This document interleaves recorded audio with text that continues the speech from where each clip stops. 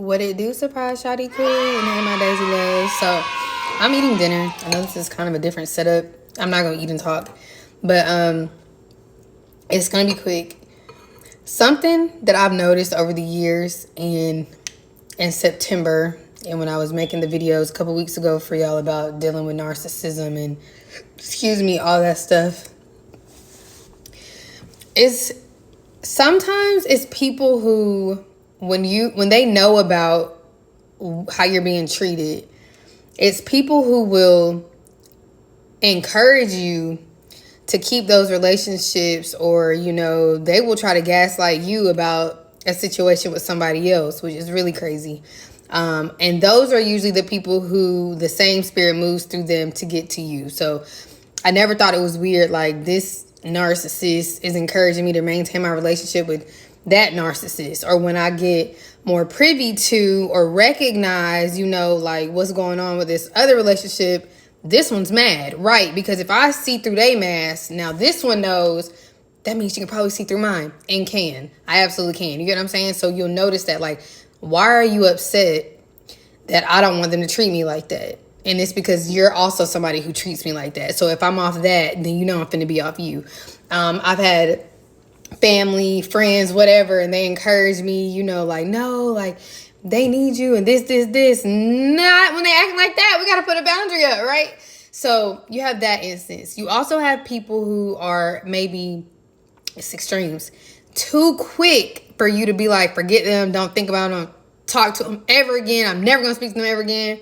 No, because in some instances, you just got to have the boundaries until people learn, and then they know how to act around you, and you can still love them. You can still care. If you're like me, that's how I am. Like, I really do love people. I had to accept it. And I don't like putting up boundaries because it's like I still be trying to love them beyond that, no matter how bad they hurt me. And I've had to learn that I can't be on that other extreme, right? Because that's how you lose yourself. That's how you get hurt. That's how you turn into what hurts you, all that. And then... And sometimes I'll say it's for the sake of peace, but it's like, what is peace without the boundaries? It ain't no peace till she's dead. Like, that's scriptural, right? Like, it ain't, don't ask me if I come in peace. It ain't no peace till Jezebel dead, baby.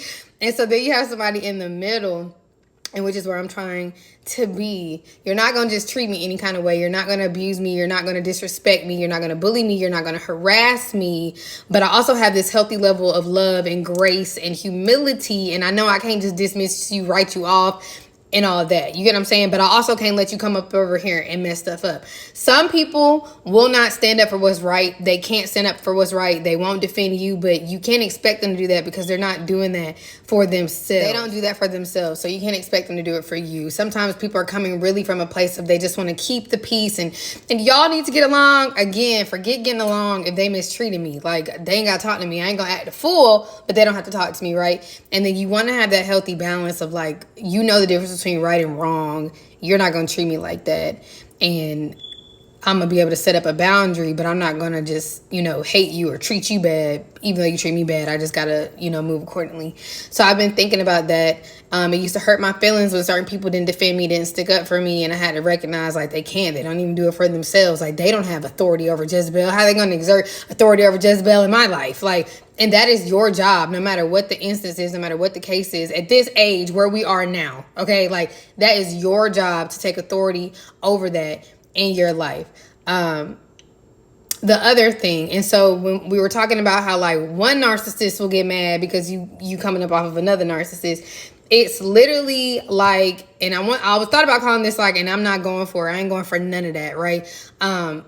Basically, when, say you're dating somebody and they're trying to make you or get you in a position that you don't need to be in, they want to get you in agreement with stuff you don't need to be in, right? And it's going to be the enemy in your ear encouraging you, like, no, keep the relationship going. Keep the relationship going, because that's the relationship that I sent you. That's the friendship, the romance that I sent you to get you even more in agreement with me, the ultimate narcissist, right? Or say you're dealing with a human that is exhibiting those characteristics, and you're speaking against those things that are the enemy, that is the narcissist, right? And now the human is mad because it's like you coming against them. So I don't know. I've just noticed that. I've never been able to really articulate it. I did throw a little scripture in there. I wouldn't say it's a word, but that's I just been thinking about that today in particular. And I think it's really interesting how you mad because I don't want somebody else to mistreat me. Oh, because you want to mistreat me. Got it. And if I'm not blind to what they're doing, then clearly I'm not blind to what you're doing. So just some free game, on this lovely Thursday afternoon. Is anything else? I think that's it. So I love y'all. I'll see y'all on the next few uploads. It was something else. People who have been mistreated, bullied, harassed, abused themselves, they're more likely to see it going on in other situations, and they're going to be more sensitive to it because they've experienced it. And those are the people who, on the flip side, they turn around and they fight and they help other people. They uplift them, they encourage them, and they tell them, they share with them the stuff that they had to tell themselves on their journey of dealing with it, growing beyond it, and learning how to set up the boundaries for it.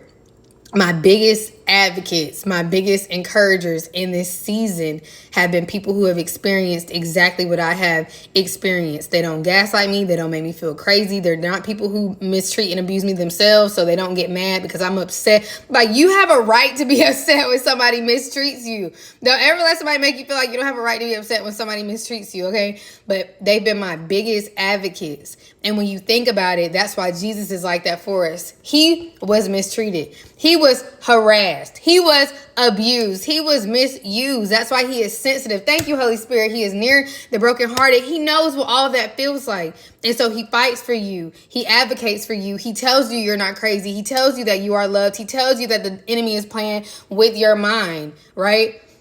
Same thing. So yeah, I just wanted to share that. I love y'all, and I pray this meets you where you at, and it leaves you even better. See you later.